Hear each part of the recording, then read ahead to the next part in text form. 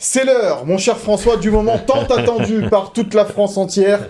Le souviens-toi de François Pathieu. Il faut passer après Philippe Camps qui a mis la barre très très haute. On le salue, on l'embrasse. D'ailleurs, notre Philippe. Tu vas nous parler d'un Marseille-Nice resté dans les annales parce que c'est celui de 2007 et ça faisait 32 ans que Nice n'avait pas gagné au Vélodrome. Ouais, et puis on s'y attendait pas trop. C'était le début de saison, 2007-2008. Nice était venu au Vélodrome.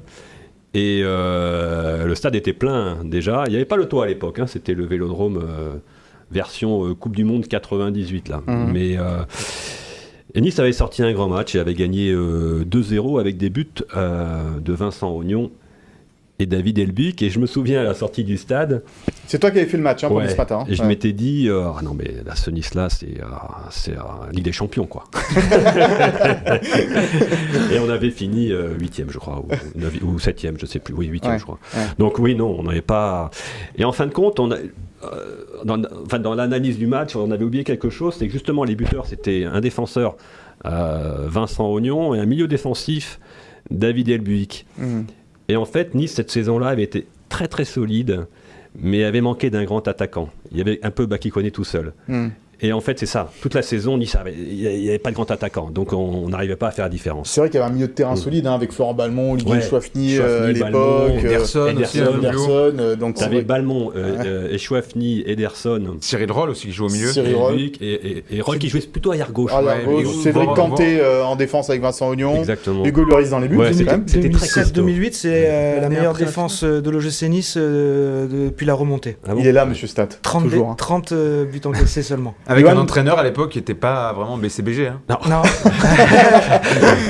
Fred Antonetti. Frédéric Antonetti. Qui avait fait venir les deux buteurs de ce match, Aignan et Elbic, de Saint-Etienne. Évidemment, il fallait qu'il y ait la place. Et c'était obligatoire. Il fallait qu'il casse la Saint-Etienne dans l'émission, mon cher François. Tu te souviens, Yoann, de cette équipe un peu? T'étais déjà arrivé au moi, je m'en souviens parce que j'avais signé mon contrat à Nice. J'avais signé en 2007. Pour rejoindre le club en 2009, donc oui, je commençais à m'intéresser un petit peu de plus près au club. Ouais. C'était qui d'ailleurs dans la cage? C'était Hugo Lloris.